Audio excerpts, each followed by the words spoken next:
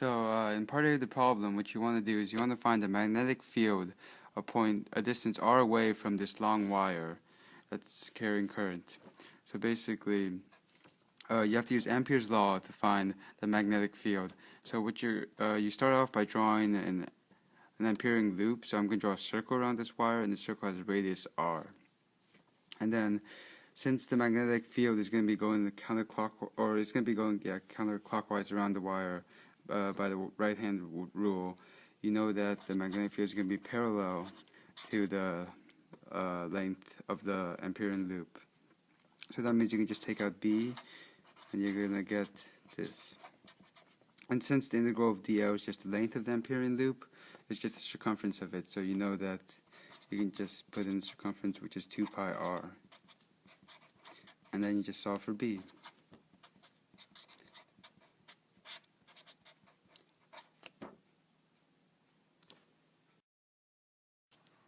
In part B of the problem, you have to find the direction of the magnetic field going through this loop, which is right next to the long wire.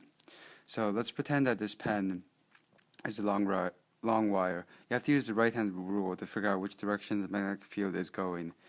The wire is pointing in this direction, so your thumb would point in that direction, and then your fingers curl around the wire. So they would curl like this, and these fingers give me the direction of the magnetic field. So you know that in this loop right here, it's going to be coming out of the page, which is the positive z direction. In part C of the problem, they want you to prove that the magnetic flux going through this loop right here is equal to this. So basically, you have to start out with the formula for magnetic flux, which is equal to integral of b dA. And so you found b in part A, and so b is equal to mu naught I over 2 pi r, and then you plug that in right here, and then dA would be the area of this loop. So you're going to get flux is equal to the integral of mu naught I over 2 pi r L dr. Now the reason I wrote dr is because, as you can see in this loop over here, L is always going to be constant, so for the area, L is always going to be the same, but dr is the distance away from the wire, and that's going to change from S to S plus W. And basically, right in this, you can now take out the constants, so you're going to get the flux is equal to mu naught I over 2 pi times L, because L is a constant, times the integral of 1 over R dr. Like I said earlier, R varies from S to S plus W, like right here, from right here to right here. So it's going to be from S to S plus W. And then you just take the integral, and you're going to get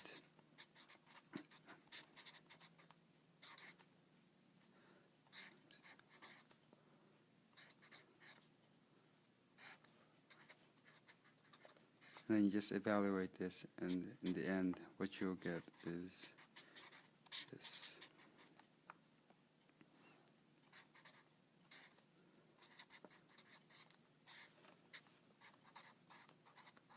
Which is equivalent to what they gave you earlier in the problem.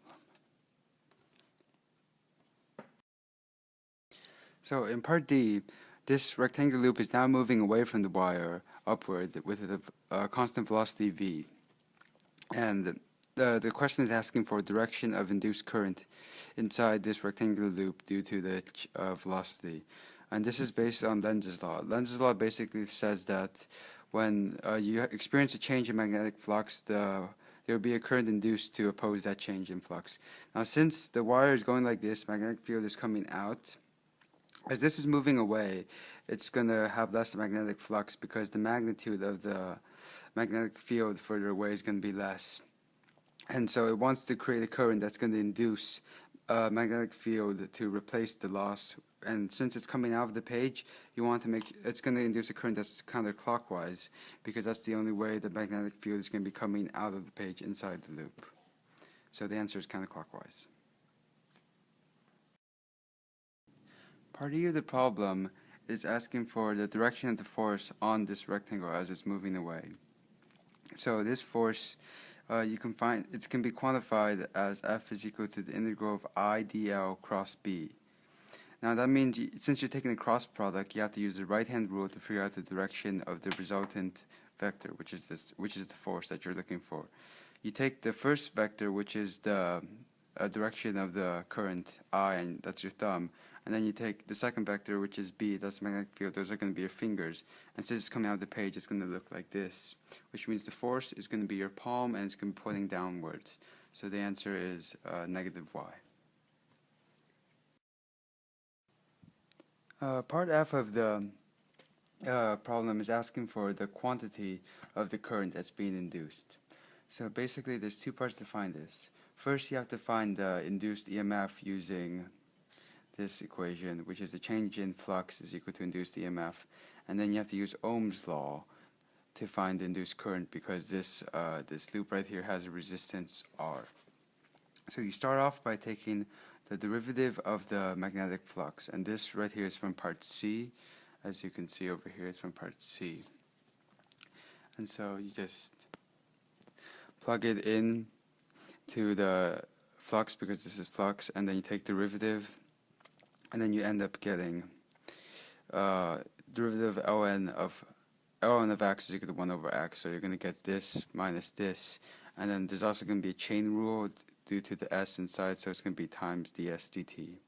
And then you do some algebra to combine these two terms, and you're going to end up getting this term right here times ds dt times all these constants, which means that the induced EMF is going to be equal to the constants times this combined term, which is simplified, and then times v, because ds dt is actually the change in position as it moves further away. And since velocity is equal to the change in position with respect to time, that means that velocity is equal to ds dt. So you can plug that in there, and then you just have this divide by r, put this over r, and put this over r, and that's equal to your current.